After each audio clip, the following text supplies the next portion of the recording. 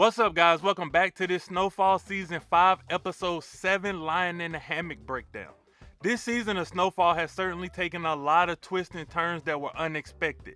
And this episode is titled Lying in the Hammock because Teddy believes Franklin has gotten lazy and is kicking back relaxing. And that's how all of this mayhem has occurred, when it was truly just an elaborate scheme. But before we get into this video, I want to first stop and thank each and every one of you guys for supporting this channel and subscribing. We just crossed over the 5,000 subscriber mark, and we are getting closer and closer to the 15,000 subscriber goal that I set for the year 2020.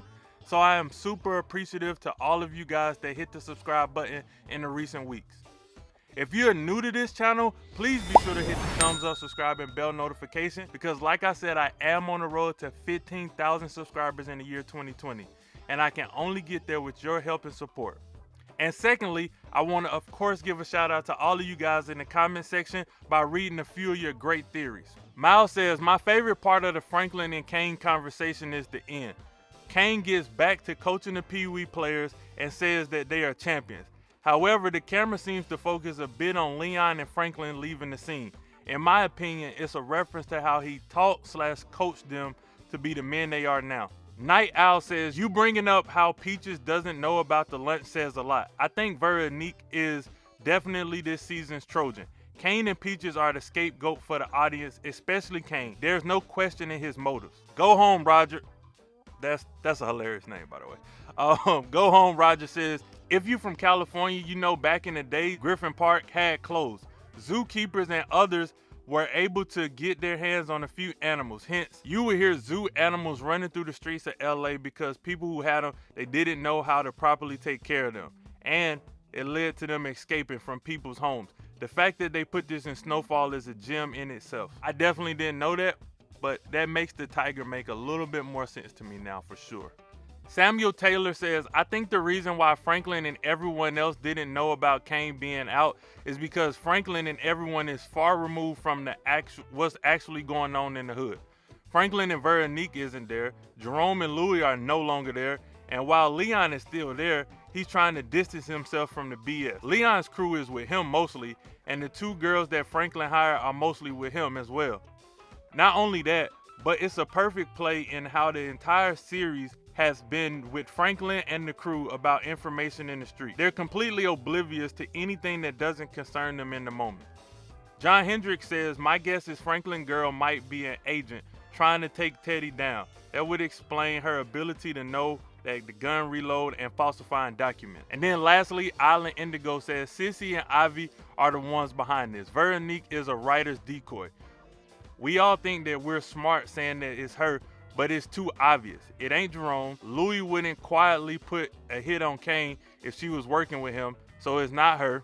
Thought for a second it was Sissy, Ivy, and Leon because of Leon's parallel to Alton. Both Sissy and Alton lectured him about going after the police to deter him.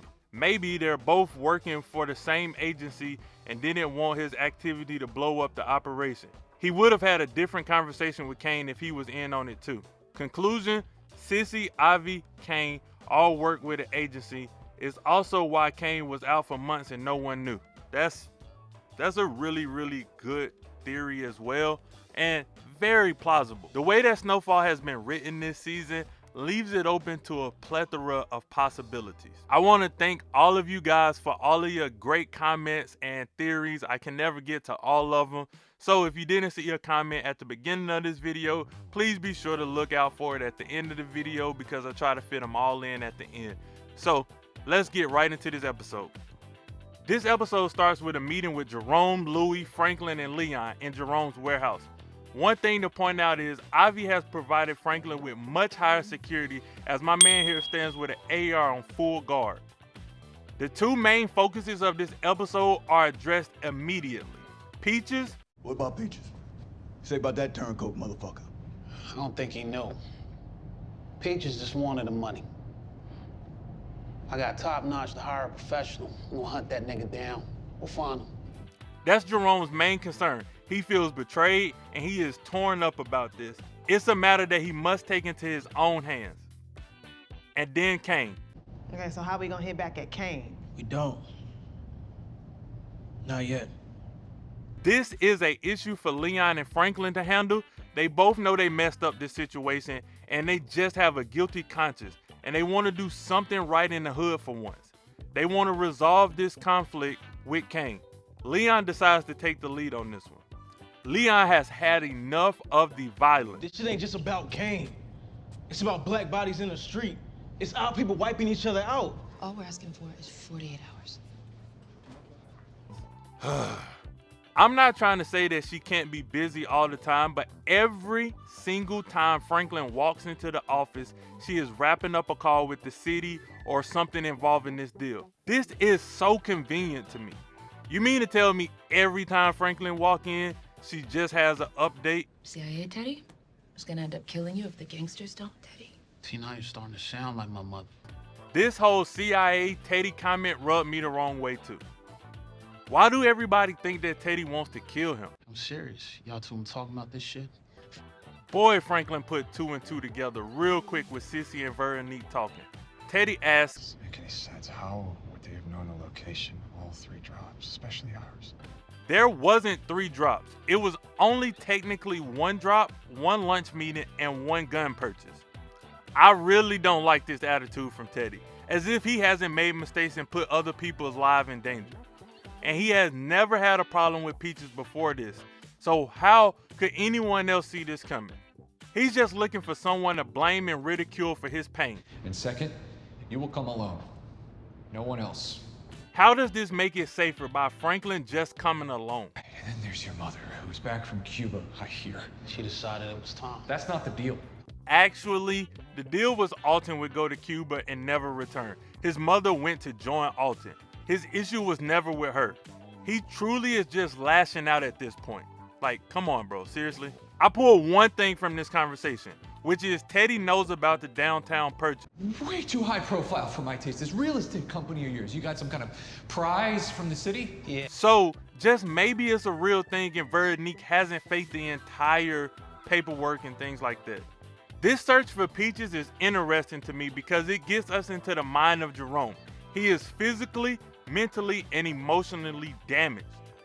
And you can see the demons in the dark side creeping up and terrorizing him. Him being the vet and the trauma he endured, I think his entire journey looking for Peaches just brings up all that old trauma and hurt. That's a big part of his issue with Peaches. He sees himself in him. He knows that he could have easily been Peaches if he had succumbed to his vices and broken mentally. We learn Peaches' real name here. Jean Hill. I like this man-to-man conversation Leon and Kane were able to have. No excuses, just explanation of what happened and taking full accountability and settling our issues with words. Kane said he figured it would have been Franklin the one having this conversation, and usually that is Franklin's role. Oh shit, so we talking business now, Lee? Huh? That's what the fuck we doing? I figured if anybody be trying to make peace, it'd be Franklin. We are seeing a full evolution of Leon here because he's usually the one to jump to violence first. But in this scenario, Leon is the one with the rational, conversational words. Interesting. You telling me that Peaches is a goddamn junkie? You really didn't know? This white kid has confirmed my theory that Peaches has been on drugs, and that's what his weird behavior has been all about. He was worried about getting killed like Rob and took the money and bounced. Louis decides to put a hit out on Kane through the cop, and that's not gonna go over well with Leon at all. Franklin's gonna end up having to be the one to try to keep the peace if they are successful. And if they aren't successful, then it's gonna cause an even bigger problem to get out of hand. Teddy plans to bug Franklin and his whereabouts, and also is not really up for that. He is far more on Franklin's side than Teddy, because Franklin's not the one who bailed on him and left him for dead. And Franklin has always been a stand-up guy to him. I think Oso sees the nuance in this situation, and he's not fully blaming Franklin for what occurred. Jerome proposes to Louis in this very, very sweet, sentimental moment, and it was at this moment that I realized that one of them is going to die. One thing my mother taught me, you deal with liars all your life. He usually suss one out. These words seem to hit Franklin a little bit different, and I'm not sure it's in the way that she intended them to. Maybe it was for her, or maybe it was for Teddy. I'm not sure what this cryptic conversation was all about, but is Reed looking to steal or move Franklin's money so he's unable to make the downtown purchase and then he plans on moving it back? What is Reed doing right now? If Franklin won't stop it, he's gonna stop him by any means necessary. That's also gonna cause a lot of friction. He probably will never figure it out, but Franklin's gonna be very, very heated that he's stuck selling drugs. Whew! This season got a whole lot more things to unpack, and I can see it now. We're not gonna get all of our questions answered by the season's end. So, with that being said, I definitely want to thank you guys for all of your love and support. Continue to pour in all the theories and the comments. This series has been absolutely fun. We only got a couple more episodes to go, and then I think I'm gonna probably have a couple special treats at the end of the season. But until the next video, man, be sure to like, comment, and subscribe, and I'm out.